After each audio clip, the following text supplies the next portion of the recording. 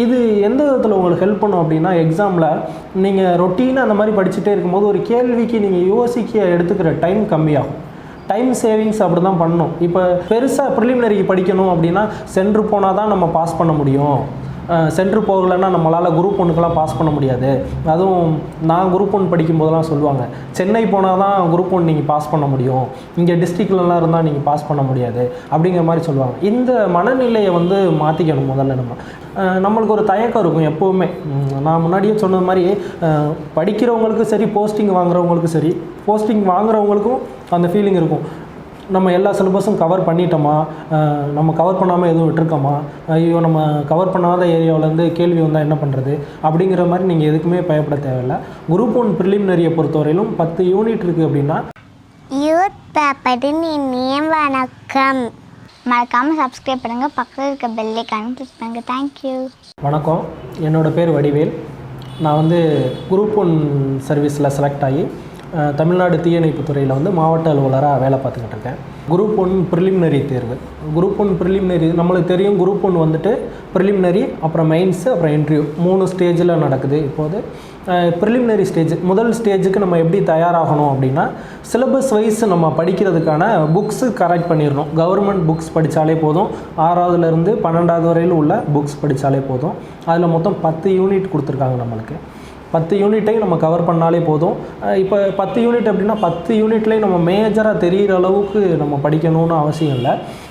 நம்ம எல்லாத்துலேயுமே வந்துட்டு ஆவரேஜாக, இப்போ எப்படின்னா 10 யூனிட் இருக்குன்னா 6 யூனிட் நான் 100% தயாராகிட்டேன், 4 யூனிட் நான் பார்க்கவே இல்லை அப்படிங்கிறது மாதிரி நம்ம ப்ரிப்பேர் ஆகக்கூடாது. எல்லா யூனிட்டுக்கும் ஈக்குவல் ப்ரிஃபரன்ஸ் கொடுத்து நம்ம பண்ணணும். நம்மளுக்கு நல்லா வர்ற சப்ஜெக்டை கொஞ்சம் நல்லா படிச்சுக்கலாம். இப்போ பொதுவாக நம்ம குரூப் ஒன் ப்ரிலிமினரிக்கு படிக்கணும் அப்படின்னா ஒரு modern India, polity, unit 8, unit 9 இந்த மாதிரி விஷயங்கள் வந்துட்டு நம்ம படிக்கும்போது அது மேஜராக கொஸ்டின் வர்ற ஏரியாக்கள் நம்மளுக்கு அதிகமாக கவர் ஆகும். மேக்ஸ் வந்துட்டு நம்ம ஈஸியாக எல்லாருமே போடுற அளவுக்கு இருக்கும் தான். மேக்ஸ் வந்துட்டு ரொம்ப டிஃபிகல்ட்டாக, ரொம்ப ஒரு பிஎஸ்சி மேக்ஸ், எம்எஸ்சி மேக்ஸ் படித்தவங்க தான் போடணுங்கிற அளவுக்கு இருக்காது. நம்ம 10th லெவல், 10th 12th லெவலில் என்ன இருக்குமோ அந்த மேக்ஸ் தான் நம்மளுக்கு இருக்கும். அதனால் ப்ரிலிமினரிக்கு, குரூப் ஒன் ப்ரிலிமினரிக்கு தயாராகிறது ஒன்றும் கடினமான வேலை கிடையாது. சிலபஸ்ஸு ரொட்டீன் ஒர்க் படிக்கிறது தான். இப்போ நீங்கள் படிக்கும்போது நம்ம படிக்கிற ஸ்டைல் தான், நம்மளோட இம்ப்ரூவ்மெண்ட்ஸ் நாளுக்கு நாள் நம்மளுக்கே தெரியும். அது வந்து நம்ம வெளியிருந்து பார்த்து சொல்லணும்னு அவசியம் இல்லை, நம்மளுக்கே தெரியும் நம்ம எந்த அளவுக்கு படிக்கிறோம், நம்மளுக்கு எப்படி இம்ப்ரூவ்மெண்ட்ஸ் தெரியுதா, நம்மளுக்கு நம்ம முன்னாடி படிக்க ஆரம்பித்த இனிஷியல் ஸ்டேஜிலேருந்து இன்றைக்கி நம்மளை கம்பேர் பண்ணும்போது எப்படி தெரியும் அப்படிங்கிறது ஈஸியாகவே தெரியும். நம்மளுக்கு ஒரு தயக்கம் இருக்கும் எப்போவுமே. நான் முன்னாடியே சொன்னது மாதிரி படிக்கிறவங்களுக்கும் சரி, போஸ்டிங் வாங்குறவங்களுக்கும் சரி, போஸ்டிங் வாங்குறவங்களுக்கும் அந்த ஃபீலிங் இருக்கும். நம்ம எல்லா சிலபஸும் கவர் பண்ணிட்டோமா, நம்ம கவர் பண்ணாமல் எதுவும் விட்டுருக்கோமா, ஐயோ நம்ம கவர் பண்ணாத ஏரியாவிலேருந்து கேள்வி வந்தால் என்ன பண்ணுறது அப்படிங்கிற மாதிரி நீங்கள் எதுக்குமே பயப்பட தேவையில்லை. குரூப் ஒன் ப்ரிலிமினரியை பொறுத்தவரையிலும் 10 யூனிட் இருக்குது அப்படின்னா யூனிட் வைஸ் நீங்கள் டாப்பிக்கு படித்து வச்சுருந்தாலே போதும். ஈஸியாக உங்களால் வந்து மெயின்ஸுக்கு ப்ரிப்பேர் ஆகி போயிட முடியும். இப்போ நம்ம ப்ரிலிமினரிக்கு ப்ரிப்பேர் பண்ணும்போது என்னோடய ப்ரிப்பரேஷன் எப்படி இருந்துச்சு அப்படின்னா, நான் ஆல்ரெடி குரூப் 4க்கும் விஓவுக்கும் படிச்சிருந்ததுனால என்னோடய ப்ரிலிமினரி ப்ரிப்பரேஷனில் நான் எந்த சேஞ்சஸும் பண்ணிக்கல. ஆனால் குரூப் ஒன் சிலபஸ் மட்டும் நான் படிச்சுட்டு இருந்தேன். இதுக்காக நான் அதர் சோர்ஸு, எக்ஸ்ட்ரா புக்கு எதுவுமே படிக்கலை, மெட்டீரியல் எதுவும் கலெக்ட் பண்ணலை, எந்த சென்டருக்கும் போகலை. நான் விஓஓ படிக்கும்போது குரூப் 4க்கு பாஸ் ஆகும்போது என்ன ஸ்கூல் புக்கு என்ன படித்தனோ அதே ஸ்கூல் புக்கை தான் நான் ரிவிஷன் பண்ணிகிட்டே இருந்தேன். ரொட்டீனாக ரிவிஷன் பண்ணிக்கிட்டே இருப்பேன். நிறைய கேள்வி கேட்போம் ஃப்ரெண்ட்ஸுக்குள்ளே. இப்போ நாங்கள் என்ன பண்ணுவோம் அப்படின்னா, எப்படி நாங்கள் தயாராகிக்குவோம் அப்படின்னா, வெறுமனையாக நாங்கள் படிச்சுட்டேன் முடிச்சிட்டேன் அப்படின்னு சொல்லி வச்சுட்டு போக மாட்டோம். நம்ம இப்போ இன்றைக்கி ஒரு 2 மணி நேரம் உட்காந்து படிக்கிறோன்னா அந்த 2 மணி நேரம் நம்ம படித்தது எந்த அளவு நம்ம அப்சர்வ் பண்ணியிருக்கோம் அப்படின்னு சொல்லி கேள்வி கேட்குறது. நம்மளே கேள்வி கேட்கலாம், நம்ம கொஸ்டினை எடுத்து டெஸ்ட் அடித்து பார்க்கலாம் எந்த மாதிரி நம்மளுக்கு வருது அப்படின்னு சொல்லிட்டு. அப்போ ஃப்ரெண்ட்ஸ் நாங்களே மாற்றி நாங்கள் வந்து கொஸ்டின் எடுத்து அடிச்சுப்போம். நான் ஒரு 50 கொஸ்டின், இன்றைக்கி மாடர்ன் இந்தியாவில் நான் ஒரு 50 கொஸ்டின் எடுத்துகிட்டு வரேன், நீ பாலிட்டியில் நீ ஒரு 50 கொஸ்டின் எடுத்துகிட்டு வா, உன்னோட ஆன்சர் கீயை வச்சு நீ எனக்கு செக் பண்ணி சொல்லு அப்படிங்கிறது மாதிரி தான் நாங்கள் எங்களோட ப்ரிலிமினரியை வந்து நாங்கள் இது பண்ணிட்டோம். பெருசாக ப்ரிலிமினரிக்கு படிக்கணும் அப்படின்னா சென்ட்ரு போனால் தான் நம்ம பாஸ் பண்ண முடியும், சென்ட்ரு போகலைன்னா நம்மளால் குரூப் ஒன்றுக்கெல்லாம் பாஸ் பண்ண முடியாது. அதுவும் நான் குரூப் ஒன் படிக்கும்போதெல்லாம் சொல்லுவாங்க, சென்னை போனால் தான் குரூப் ஒன் நீங்கள் பாஸ் பண்ண முடியும், இங்கே டிஸ்ட்ரிக்ட்லலாம் இருந்தால் நீங்கள் பாஸ் பண்ண முடியாது அப்படிங்கிற மாதிரி சொல்லுவாங்க. இந்த மனநிலையை வந்து மாற்றிக்கணும். முதல்ல நம்ம எங்கே இருந்தாலும் படித்து, நம்ம சின்சியராக படித்து அந்த சிலபஸ் வைஸ் கவர் பண்ணுறவங்க தான் சக்ஸஸ் ஆக முடியுமே தவிர, சும்மா போயிட்டு நம்ம எழுதிட்டு சக்ஸஸ் பண்ணிட்டுலாம் வந்துட முடியாது. குரூப் ஒன் ப்ரிலிமினரியை பொறுத்தவரையிலும் மெயின்ஸை பொறுத்தவரையிலும் நீங்கள் முழுக்க முழுக்க சிலபஸ் பேஸ்டு உங்களுக்கு என்ன வருமோ அதை நீங்கள் பண்ணாலே போதும். அப்டேட்ஸ் பண்ணிக்கணும். இப்போ நம்ம மாடர்ன் இந்தியா படிச்சிருக்கோம் அப்படின்னா அப்டேட் பண்ணிக்கிட்டே இருக்கணும். நம்ம ஒரு டாபிக் படிச்சிருக்கோம் அப்படின்னா அதை முடிச்சுட்டு அப்படியே நம்ம அடுத்தடுத்து படிச்சுட்டே போயிட்டு இதை விட்டோம்னா இது மறந்துடும். அப்போ ரீசைக்கிள் நடந்துகிட்டே இருக்கணும். அங்கே சைக்கிள் நடந்துகிட்டே இருந்துச்சு அப்படின்னா உங்களுக்கு அது மறக்காமல் கண்டினியூஸாக இருக்கும். இது எந்த விதத்தில் உங்களுக்கு ஹெல்ப் பண்ணும் அப்படின்னா, எக்ஸாமில் நீங்கள் ரொட்டீனாக அந்த மாதிரி படிச்சுட்டே இருக்கும்போது ஒரு கேள்விக்கு நீங்கள் யோசிக்க எடுத்துக்கிற டைம் கம்மியாகும். டைம் சேவிங்ஸ் அப்படி தான் பண்ணணும். இப்போ ப்ரிலிமினரியில் 200 கேள்வி நம்ம அடிக்கிறோம் அப்படின்னா 200 கேள்வியை நம்ம யோசிச்சு பண்ணோன்னா நம்மளுக்கு டைம் பத்தாது, கொடுக்குற 3 மணி நேரம் பத்தாது.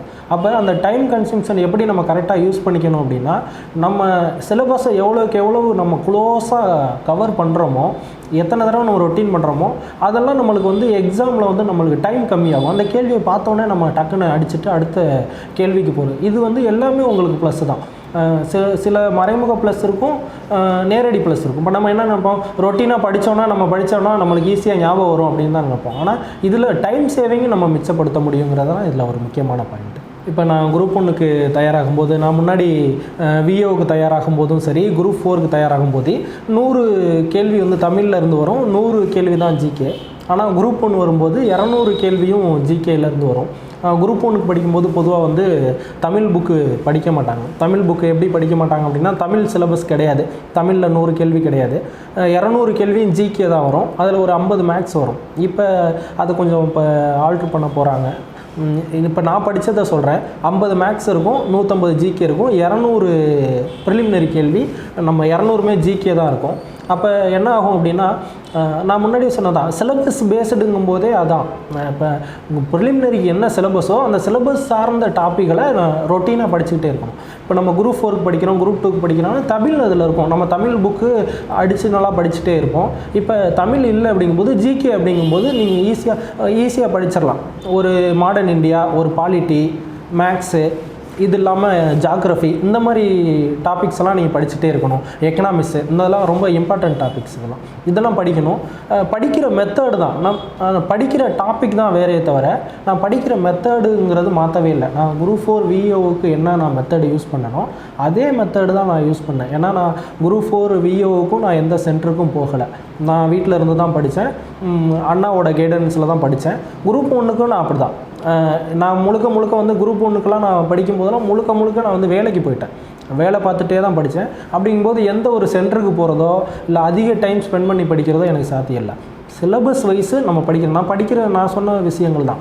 ரொட்டீனாக படிக்கணும், இன்ட்ரெஸ்ட்டாக படிக்கணும். நம்ம இன்றைக்கி வந்து 1 hour தான் நம்மளால் படிக்க முடியுதுன்னா கூட அதில் ஒரு டாப்பிக்கை கவர் பண்ணணும். சும்மா வாசிச்சுட்டு வச்சுட்டு போனோம் அப்படின்னா அது வந்து இது வராது, எஃபெக்டிவாக இருக்கணும். இப்போ நம்ம ஒரு 1 hour படித்தோம் அப்படின்னா நம்ம ஒரு 10 கேள்வி கூட படிக்கலாம், 5 கேள்வி கூட படிக்கலாம். அந்த 5 கேள்வியை நம்ம அடுத்த நாள் கேட்டோம்னா ரொட்டீனாக நம்ம ரிவிஷன் பண்ணிட்டு வரணும். அந்த 5 கேள்வி மறக்காத அளவுக்கு போயிட்டே இருக்கணும். நம்ம 5, 6 ஆகலாம், 7 ஆகலாம், அப்படி தான். நீங்கள் எந்த கவுண்ட்டில் ஸ்டார்ட் பண்ணுறீங்களோ அதுலேருந்து உங்களுக்கு அதிகமாகிட்டு தான் போகணுமே தவிர படிக்கிறது.